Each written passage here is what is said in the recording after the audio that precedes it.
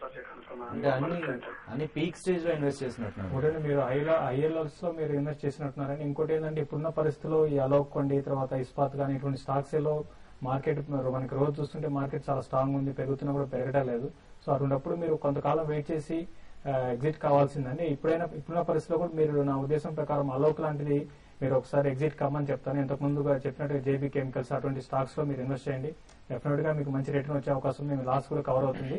ఒకసారి మీరు అలోక్ ఇస్పాత్ కూడా ఎగ్జిట్ అయిపోండి. ఎగ్జిట్ అయిపోయి వేరే స్టాక్ లోకి మీరు వెళ్ళిపోమంటారు. యూనిటెక్ అయితే మాత్రం మీరు హోల్డ్ చేయండి. యూనిటెక్ రేపు రిజల్ట్ రేపు అనౌన్స్ చేస్తారు. ఒకవేళ రిజల్ట్ బాగా రాకపోయినా కూడా స్టాక్ కొంచెం డౌన్ అయినా కూడా ఓవరాల్ గా ఇన్వెస్ట్మెంట్ కి మాత్రం యూనిటెక్ హోల్డ్ చేయండి. అలోక్ అండ్ ఇస్పాత్ లో ఎగ్జిట్ అయిపోండి. వీటి బదులు వేరే బెటర్ స్టాక్స్ మీకు అందుబాటులో ఉన్నాయి కాబట్టి వాటిని ట్రై చేయండి. ఓకే, ఇక మెయిల్స్ చూసే ముందు లాస్ట్ కాలర్ ముంబై నుంచి ఉన్నారు, నాయుడు గారు. హలో హలో హలో నాయుడు గారు చెప్పండి. ఆర్ఎల్ 45 బై చేశారండి. ఓకే, అది ఎలా ఉందో ఉంటుందంటారా? అంటే 1 year దాకా వెయిట్ చేయాలండి. ఓకే, ఆర్ఎన్ఆర్ఎల్ ఫ్యూచర్ అయితే ఏం బ్రైట్ గా అయితే ఏం లేదండి. ఏ రోజుకి ఆ రోజు స్టాక్ అయితే డిటీరియేట్ అయిపోతుంది. స్టాక్ అరౌండ్ 35 లెవెల్స్ కి వచ్చే అవకాశం ఎక్కువ కనపడుతుంది. ఈవెన్ 32 కూడా వచ్చే అవకాశం ఉంది. సో ఇది మేనేజ్మెంట్ ఫాల్ట్ అండి. ఇది ఇన్వెస్టర్స్ కూడా బ్లేమ్ చేయాల్సిన అవసరం లేదు. మేనేజ్మెంట్ అందరినీ మోసం చేసినట్టే అనుకోవాలి. ఇప్పుడున్న పరిస్థితుల్లో మీరు 1 year హోల్డ్ చేసినా కూడా పెద్దగా పెరిగే అవకాశం అయితే లేదు. అయితే మీరు కొంతకాలం హోల్డ్ చేయండి. కొంచెం ఏమాత్రం పెరిగితే మీరు ర్యాలీస్ లో దీనిలో ఎగ్జిట్ అయిపోయి వేరే స్టాక్ లో మీరు ఎంటర్ కమ్మని చెప్తారండి. ఓకే, ఇప్పుడు కొన్ని మెయిల్స్ చేసి త్వరగా సమాధానం ఇచ్చే ప్రయత్నం చేద్దాం. ముందు శేఖర్ గారు మెయిల్ చేశారు వరంగల్ నుంచి. ముందుగా ఆయన advance happy independence day for TV5 business crew అని చెప్తున్నారు. థ్యాంక్ యూ వెరీ మచ్ అండి. అలాగే ఆయన స్టెర్లైట్ ఇండస్ట్రీస్ ఎడుకామ్ గురించి అడుగుతున్నారు. కరెంట్ లెవెల్స్ లో బై చేయొచ్చు అని అడుగుతున్నారు. స్టెర్లైట్ ఇండస్ట్రీస్ ఇంతకుముందు చెప్పినట్టు వద్దండి, మీరు బై చేయకండి. న్యూస్ అనేది కంప్లీట్ గా పిక్చర్ మనకు తెలిసినాక అప్పుడు బై చేయొచ్చు. ఎడుకామ్ కూడా మీకు ట్రేడర్ అయితే అది కూడా ట్రేడర్ కూడా సజెస్ట్ చేయండి, వద్దండి. ఎడుకామ్ కూడా కొంత వీక్ గా ఉంది. స్టాక్ కూడా ఇంకా 520 రూపీస్ దాకా వచ్చే అవకాశం ఉంది. ఎడుకామ్ అండ్ ఇది ఇంతకుముందు చెప్పిన స్టాక్ కూడా మీరు స్టెర్లైట్ ఇండస్ట్రీస్ కూడా వద్దండి, ఇప్పుడే బై చేయకండి. ఓకే, నెక్స్ట్ దుర్గా ప్రసాద్ రావు కుప్పలి గారు మెయిల్ చేశారు అండ్ ఈయన కాంగ్రెస్ చెప్తున్నారు India's first business web portal start చేసినందుకు. థ్యాంక్ యూ వెరీ మచ్ అండి. అండ్ చాలా హెల్ప్ఫుల్ గా కూడా ఉందని చెప్తున్నారు. ఈయన మేటర్స్ ను 235 లో పర్చేస్ చేశారు షార్ట్ టర్మ్ డెలివరీ కోసం. టార్గెట్ 255 గా ఏమైనా రీచ్ అవుతుందా అని అడుగుతున్నారు. ఒకటండి, మీరు ఆల్రెడీ ఇప్పుడు స్టాక్ అయితే మీరు బై చేసిన రేట్ లో ఉంది కాబట్టి మీరు హోల్డ్ చేయండి. 245, 250 అరౌండ్ లెవెల్ కి వచ్చినప్పుడు ఒకసారి దీంట్లో నుంచి కూడా ఎగ్జిట్ కావడం బెటర్ అండి. నెక్స్ట్ గ్రంథి లక్ష్మి గారు నాగార్జున కన్స్ట్రక్షన్స్ ని 177 లో బై చేశారు. ప్రస్తుతం ఉన్న ప్రైస్ లో యావరేజ్ చేయొచ్చు అని అడుగుతున్నారు.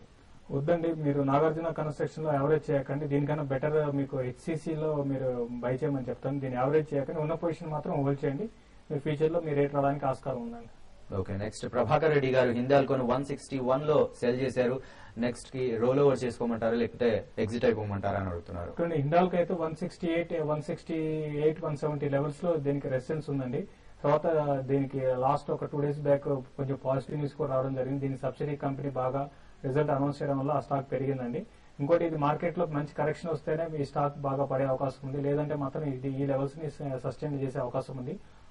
నెక్స్ట్ చూడండి, ఒక 2-3 రోజుల్లో మార్కెట్ లో ఏమాత్రం కరెక్షన్ వచ్చి ఇది 164, 165 లెవెల్స్ బిలో కంటిన్యూగా ట్రేడ్ అయితే హోల్డ్ చేయండి. లేదంటే మాత్రం స్టాప్ లాస్ 170 దగ్గర స్టాప్ లాస్ పెట్టుకుని మీరు ఎగ్జిట్ కావాలని ప్రయత్నం చేయండి. నెక్స్ట్ ప్రవీణ్ కుమార్ గారు మెయిల్ చేశారు. బాంబే డైయింగ్ 672 లో బై చేశారు. When I hold or exit అని అడుగుతున్నారు. ప్లీజ్ సజెస్ట్ ఇంట్రాడే లెవెల్స్ అని అడుగుతున్నారు. ఒకటండి, బాంబే డైయింగ్ ఇంట్రాడే అయితే ఇమీడియట్ గా ఈ రోజుకి చెప్పడం అయితే కొంచెం కష్టమే అండి. అయితే స్టాక్ అయితే బాగా గత కొన్ని రోజులుగా స్టాక్ మనం చూస్తుంటే బాగా పెరగడం జరిగింది. ఇప్పుడు ఈ రోజు కూడా ఇంటర్డేలో 1168 రూపీస్ దాకా పెరిగిందండి. మీరు లెవెల్స్ చెప్పాలంటే 683 ఆ లెవెల్స్ లో దీనికి రెసిస్టెన్స్ ఫేస్ చేసే అవకాశం ఉంది. సో చూడండి, 683 దగ్గర ఒకవేళ స్టాక్ కానీ దారకపోతే మీరు ఒకసారి ఎగ్జిట్ కానీ. నా ఉద్దేశం ప్రకారం ఇప్పుడు ఇమీడియట్ గా ఎగ్జిట్ కావడం బెటర్ అనిపిస్తుందండి. ఓకే, నెక్స్ట్ ఉషా గారు మెయిల్ చేశారు. Congratulations on introducing web TV అన్నారు. థ్యాంక్ యూ వెరీ మచ్ అండి. ఫ్రెజినియస్ కాబీ ఆంకాలజీ లిమిటెడ్ ని 157 లో ఫ్రెజినియస్ డాబర్ ఇంతకు ముందు ప్రస్తుతం ఫ్రెజినియస్ కాబీ ఆంకాలజీ దీన్ని 157 లో బై చేశారు. ప్రస్తుతం స్టాక్ ఏం చేయాలి అని అడుగుతారు. హోల్డ్ చేయమని చెప్తానండి. ఓకే, ఈ స్టాక్ ని హోల్డ్ చేయండి. నెక్స్ట్ గోపి గారు మెయిల్ చేశారు. బిర్లా శ్లోక ఎడ్యుకేషన్ హోల్డ్ చేస్తున్నారు, దీన్ని ఏం చేయమంటున్నారు? చిన్న కంపెనీ, ఎడ్యుకేషన్ లో చిన్న మిడ్ క్యాప్ కంపెనీ అండి. అయినా కూడా ఈ స్టాక్ ని మీరు హోల్డ్ చేయొచ్చు. డెఫినెట్ గా ఇది ఎడ్యుకేషన్ కి సంబంధించిన సెక్టర్ బులిష్ ఉండే అవకాశం ఉంది, మీరు హోల్డ్ చేయండి. ఓకే, నెక్స్ట్ ఉషా గారు మెయిల్ చేశారు. షార్ట్ టర్మ్ టార్గెట్ సజెస్ట్ చేయండి. కాన్ఫిడెన్స్ పెట్రోలియం ఇండియా లిమిటెడ్ కి అని అడుగుతున్నారు. Confidence petroleum India limited. Okay, track చేయలేదండి స్టాక్. సారీ జ్యోతి గారు, ప్రస్తుతం శేషు గారు అయితే స్టాక్ ట్రాక్ చేయట్లేదు. నెక్స్ట్ ప్రభాకర్ రెడ్డి గారు మెయిల్ చేశారు. F&O లో హిందాల్కో 161 లో ఉన్నారు. ఎగ్జిట్ అమ్మంటారా, అలాగే స్టాప్ లాస్ సజెస్ట్ చేయండి. ఆల్రెడీ ఇంతకు ముందు ఇండాల్కో చెప్పానండి, 170 దగ్గర మీరు స్టాప్ లాస్ పెట్టుకొని హోల్డ్ చేయండి. And this is Sunil from Vizag. TTML ని 28 లో బై చేశారు. హోల్డర్ ఎగ్జిట్ అని అడుగుతున్నారు. సరే, TTML లో ఎగ్జిట్ కావడం బెటర్ అండి.